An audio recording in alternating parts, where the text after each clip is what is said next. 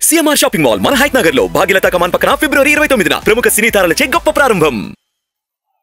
ఒక వ్యక్తి అహంకారం వల్ల జరిగిన నష్టాన్ని ఒక సీనియర్ నేతగా నేను చూస్తూ ఊరుకొండలేను. అదే సమయంలో ప్రశ్నించే ఎదిరించే తత్వం ఉన్న పవన్ కళ్యాణ్ కూడా మౌనంగా ఉండలేరని మరొకసారి మీకు విజ్ఞప్తి చేస్తున్నా. అందుకే ఇది ప్రజలు కుదిర్చిన పొత్తు, జనం కోరుకున్న పొత్తు, రాష్ట్రంలో వెలుగు నింపే పొత్తు. అవునంటే గట్టిగా ఆమోదం తెలియజేయండి.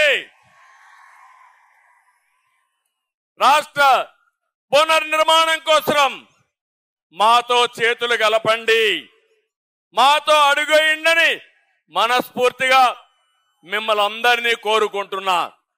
అదే సమయంలో మీరు ఒక్కసారి చూస్తే రాష్ట్ర పరిస్థితి అందరం అర్థం చేసుకోవాలి. 2014 గతాన్ని ఒకసారి నెమరు వేసుకుని భవిష్యత్తుకు నాంది పలకాల్సిన బాధ్యత మనందరికీ ఉంది. 2014 ఏ విధంగా ఉందో ఒక్కసారి మీరు ఆలోచిస్తే విభజన జరిగింది, హేతుబద్ధత లేదు. కానీ ఆ రోజు మీరు చూస్తే పవన్ కళ్యాణ్ గారు ఎన్నికల ముందే ఇప్పుడు నేను పోటీ చేయడం కాదు, రాష్ట్రాన్ని కాపాడుకోవాలి కాబట్టి తెలుగుదేశం బీజేపీ ప్రభుత్వానికి సమర్థిస్తామని స్వచ్ఛందంగా ముందుకొచ్చిన వ్యక్తి పవన్ కళ్యాణ్ గారిని మరొకసారి విజ్ఞప్తి చేస్తున్నా.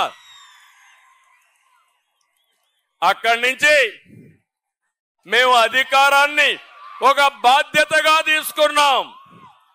ప్రతి క్షణం రాష్ట్రం కోసం ఆలోచించాం.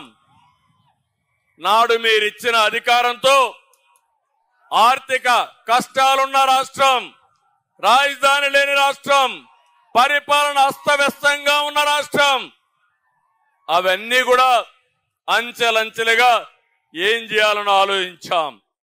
అయితే ప్రజలందరూ కూడా ఒక షాక్ లో ఉన్నారు.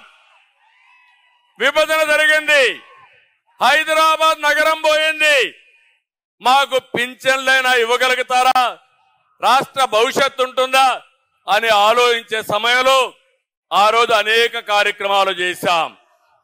ఒక విషయం ఇక్కడ గుర్తుపెట్టుకోవాలి, ఆంధ్ర రాష్ట్రంలో అన్ని వనరులు ఉన్నాయి.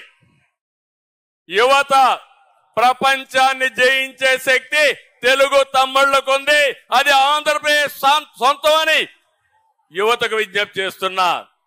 అదే కాదు, సమర్థవంతమైన ప్రజలున్నారు, పోలవరం లాంటి నదులున్నాయి, ఇంకో పక్క సముద్ర తీరం ఉంది, బంగారు పండించే భూములున్నాయి, పండే భూములున్నాయి. అన్నదాతగా అన్నపూర్ణగా ఆంధ్రప్రదేశ్ పేరు వచ్చిందంటే గోదావరి డెల్టా, కృష్ణా డెల్టాలే కారణం అని చెప్పి కూడా నేను మీకు తెలియజేస్తున్నా.